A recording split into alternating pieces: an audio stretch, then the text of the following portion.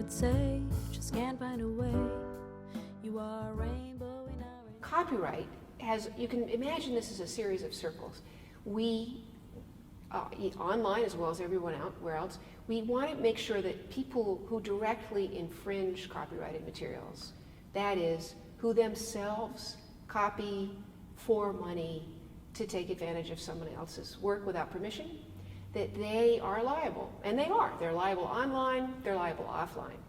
What's happening right now is that the content industries are trying to expand the scope of liability, the circle of actors that they can hold liable, to include general purpose platforms that do nothing but make possible file trading and sharing and copying of information. And one of those general purpose platforms is, in fact, the internet, which is only good at copying. That's all it does.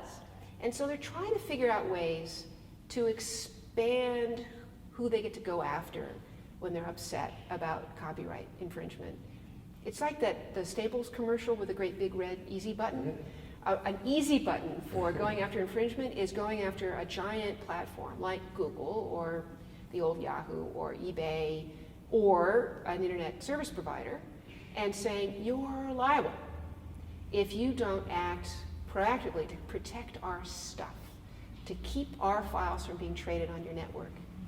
Do you see how pernicious this is? Because these general purpose platforms were not volitional. They had nothing themselves to do with the copying of material being carried out.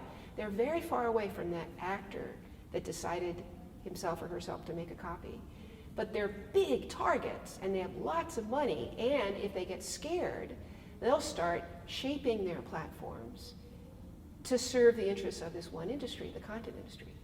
So that's what Soap and People was about, trying to expand the scope of liability so that intermediaries like Google, that's sort of jargon, but people in the middle, like Google, would have an obligation to act as a kind of private police for the content industry.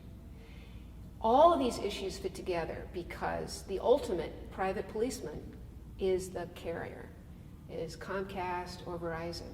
They're also doing a lot of copying and letting stuff flow through their pipes. The trade-off in the past for being what's called a common carrier, for just letting stuff flow through your pipes, was that you didn't have any liability, right? Because you're just like a truck, you're not actually doing anything. Now these guys are all editing, they're acting like a first-run movie, saying, no, we're just a private business, we're not a common carrier, we actually have choices about what we allow to flow through our pipes. That carries with it a tremendous risk of liability. So the end game, where everything is heading, is that Hollywood holds hands with the very concentrated ISP industry and also with national security.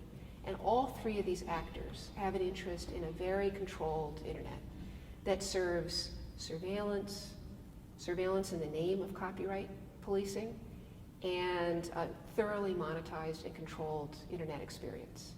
So for me, all these things fit together, and I'm really worried about the future of the internet all over the world.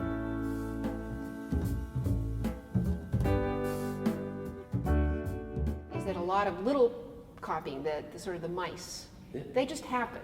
And they happen, and actually the content industry doesn't really care, to tell you the truth, because they're just popularizing their fan base, keeping everything going. It's great for them.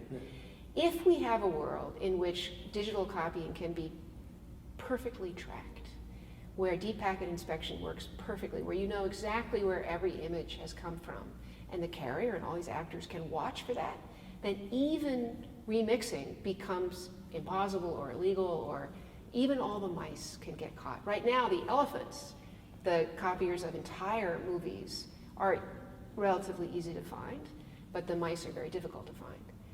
What I'm worried about is that we'll squelch a lot of creativity and kind of burn the village, to save it, by making sure that everything is perfectly tracked and even tiny instances of copying can be Would the absorbed. cost of tracking everything because you can estimate a cost of like tracking everything, would it be lower than, or would it be comparable to the value that you would be saving? In a way, like there is something that there is a cost implied in tracking all of this, right. And at the same time, well, you're saying that this is because there is some value that has been misappropriated, so that's why you want to track it, but it could be that the cost is more expensive than, the the sickness or. That's true for all of these debates. That's what's so interesting. And in fact, running a neutral network that doesn't try to monetize everything is probably cheaper than trying to choose content and decide what goes first and what goes second.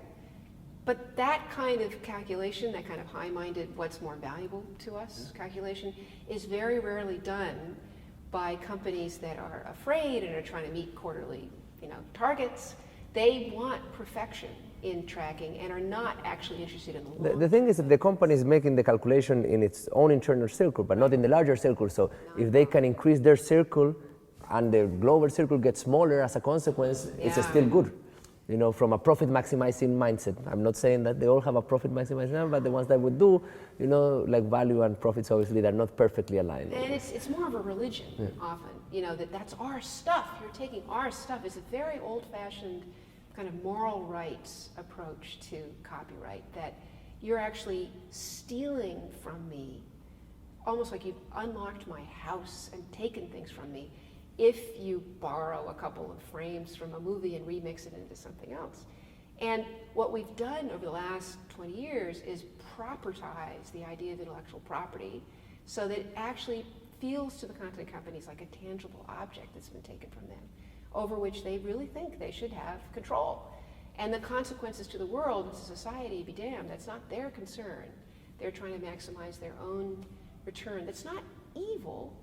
It's just that the perfect storm now of the ability to track things much more precisely in the digital world than we could in the offline world is irresistible to them. The idea of knowing exactly what's coming.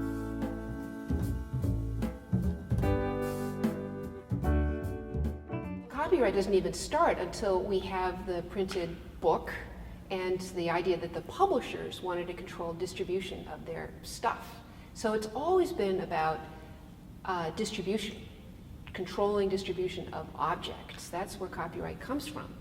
And in the past, and actually even now, we all stand on the shoulders of giants. We all constantly appropriate, notice, remix in our lives. There's no such thing as a brand new expression. So it's like what comes out is that I think now to round up kind of like the whole story, because we started in the beginning. So there is content that is being generated by some set of people somewhere, and there's people that consume content sometimes to regenerate more content and whatnot, and there's people in between. And sort of like, I think the people were concluding that the people that maybe is producing the content don't have a problem that the other people is consuming the content, but the ones that are in between, and usually is where the appropriation mostly happens, and that's where we have problems when it is about moving atoms and electrons or photons, or like moving let's say like the physical aspects of the web, or when it comes to move bits, or when it comes to move books. Would that be a summary, a little bit of? It's a little bit of a summary. I think as a political reality, what's happened is that a few industries have enormous political power, and one of them is the content industry, which is one of our greatest exports as a country. The image of America created by... But is it the content creator or the content distributors? Well, they're allied, if you think about it. The distributors have enormous interests in keeping a subscription-based pipeline alive, where they can keep charging people month by month for whatever they consume. So when it comes to the IP carriers, the Internet Protocol carriers in America, they have interests that join with the IP creators, the intellectual property creators. And all of them want to keep a completely controlled channel that can be perfectly charged for, so that users are always perfectly price discriminated with. That's a model that makes sense for them.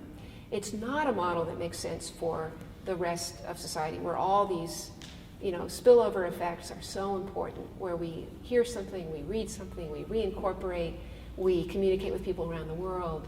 It's a wholly different approach to life that the 21st century now has. But we're able now, because of very concentrated control and access, to reify, to make real, a physical control over intellectual output, which is just unthinkable, actually. Imagine having one actor in each community dictating what information can be shared, not just movies, but what newspapers, what data, what letters, what phone calls. Imagine handing all that power over to a single actor, and imagine what that makes possible for the moneymakers on the other side who want to be able to sell their movies and music reliably. That's the dilemma.